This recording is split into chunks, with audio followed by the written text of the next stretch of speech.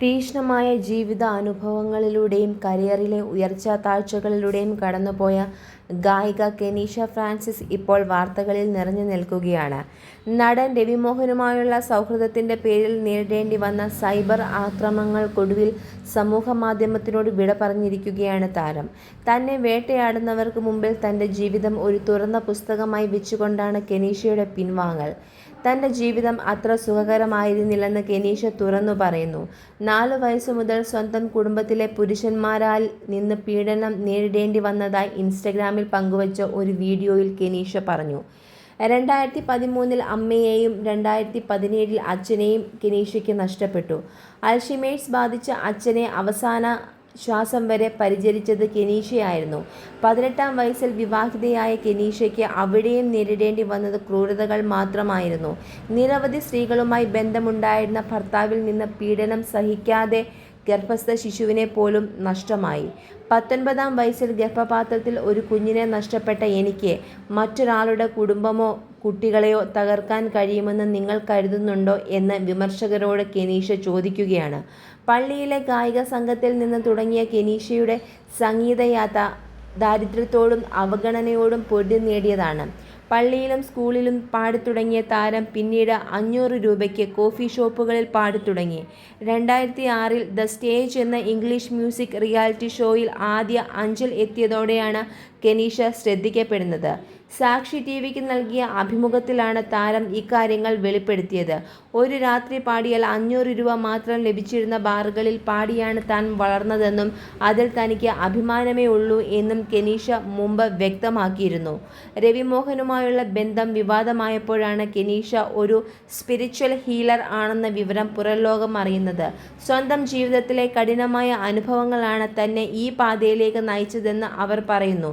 തൻ്റെ ഗുരുവിൻ്റെ ഉപദേശപ്രകാരം മറ്റുള്ളവരുടെ മാനസിക വിഷമങ്ങളിൽ താങ്ങാൻ തീരുമാനിക്കുകയായിരുന്നു എന്നും കെനീഷ വ്യക്തമാക്കി.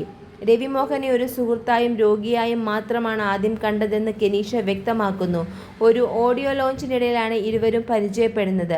പിന്നീട് തൻ്റെ മാനസിക പ്രയാസങ്ങളിൽ സഹായം തേടി രവി കെനീഷയെ സമീപിച്ചിരുന്നു.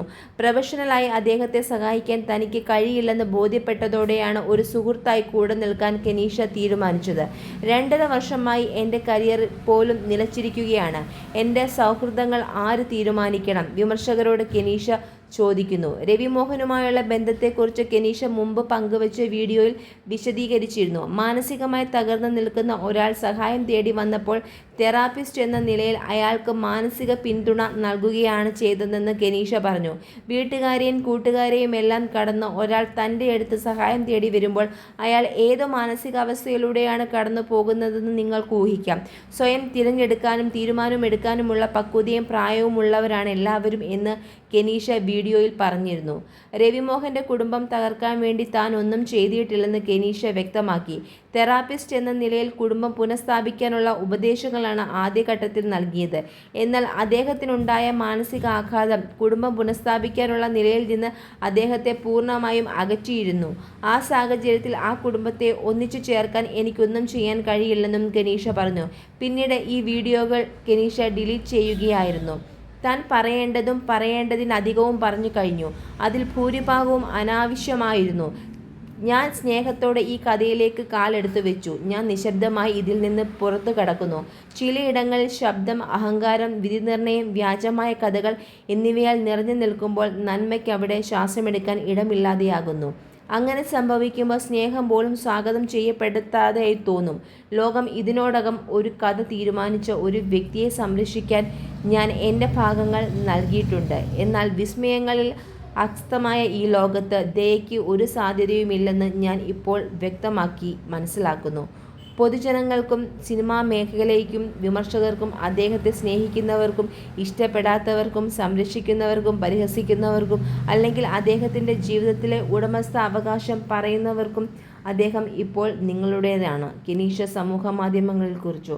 ഇൻസ്റ്റഗ്രാമിൽ നിന്നും മറ്റ് എല്ലാ സമൂഹ മാധ്യമ പ്രൊഫൈലുകളിൽ നിന്നും ലോഗ് ഓഫ് ചെയ്യുകയാണെന്ന് കെനീഷ കുറിപ്പിൽ വ്യക്തമാക്കി.